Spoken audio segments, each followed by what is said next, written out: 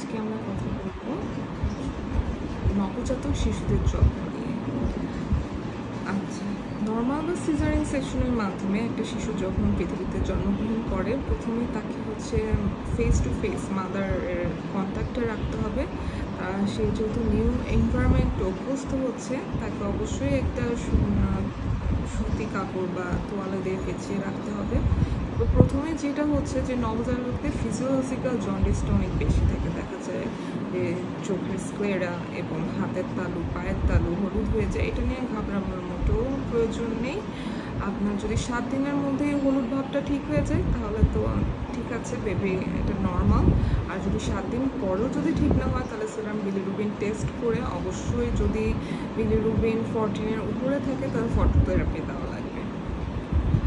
এরপর আরেকটা জিনিস হচ্ছে যে নবজাতক জন্ম নেওয়ার সাথে সাথে তাকে অক্সিজেন দিতে হবে। যদি না কাঁদে তাহলে ন্যাজাল সাকশন দিতে হবে।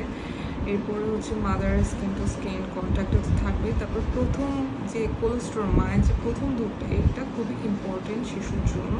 এবং এই দুধটা পান করার পরে 1 ঘন্টা কিংবা 2 ঘন্টা পর পর মাকে চেষ্টা করতে হবে বেবিকে খাওয়ানোর জন্য। এখন যদি বেবি টেনে খেতে পারে খুবই ভালো, আর যেসব বেবিটা টেনে খেতে পারছে না তাদের পাম্পিংয়ের মাধ্যমে দুধটা ফিডারে করে খাওয়ানো যেতে পারে। আর ফিডারে প্রতিবার খাওয়ানো শেষে বা ব্রেস্ট ফিডিং করানোর শেষে অবশ্যই নবজাতকদের কাঁধে নিয়ে পেটের গ্যাসটা বের করে দিতে হবে, ঢেক তোলার চেষ্টা করতে হবে।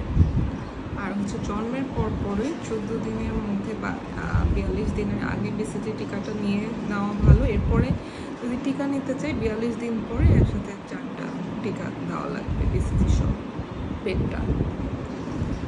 BCG টিকা দেওয়ার পরে বেবির তো কোনো জ্বর আসবে না, কিন্তু 42 দিন পরে যে পেন্টাভালেন্ট টিকা দেওয়া হবে ওখানে বেবি অবশ্যই জ্বর আসবে। কিন্তু মানে টিকার স্থানটা বেশি হাতা